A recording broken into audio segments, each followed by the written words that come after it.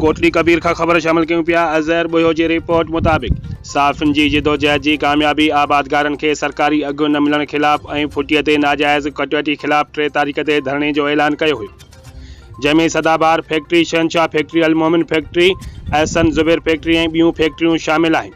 जॾहिं त शहनशाह काटन फैक्ट्री मालिक आबादगारन सां गॾिजाणी कई, जंहिंमें हाजी आफ्ताब अहमद लाशारी, उस्ताद कुर्बान सहतो, रईस हुबदार अली जरवार, वडेरो मोहम्मद सिद्दीक राजपर, सेठ अब्दुर्रहीम सहतो, वडेरो अता हुसैन सहतो, वडेरो अमानुल्लाह सहतो, वडेरो इमाम बख्श मरी, ॼाम अशरफ सहतो, वडेरो अल्ताफ जरवार, वडेरो माशूक अली लाशारी, एडवोकेट इमरान अली सहतो, रईस दीदार, आमिर खादिम हुसैन लाशारी, इरफान सहतो ऐं ॿिया शामिल हुआ।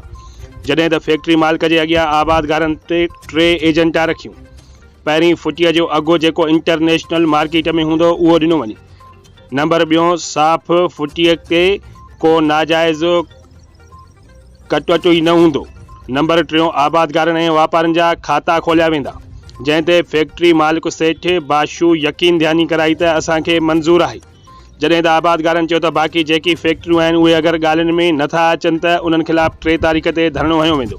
जॾहिं त आबादगारनि प्रेस क्लब कोटली कबीर जे सदर अब्दुर्रज़ाक लाशारी ऐं उन जी पूरी टीम जो शुक्रियो अदा कयो ऐं चयो त जेको तव्हां अमले जिदोजहद कयो था, तव्हांखे जस हुजे। आबादगारनि जो मसइलो शहनशाह फैक्ट्रीअ में तव्हां जे करे हल थियो आहे ऐं तव्हां ॿियनि फैक्ट्रियुनि खिलाफ़ जिदोजहद जारी रखो। असां पाण धरणे में शिरकत कंदासीं।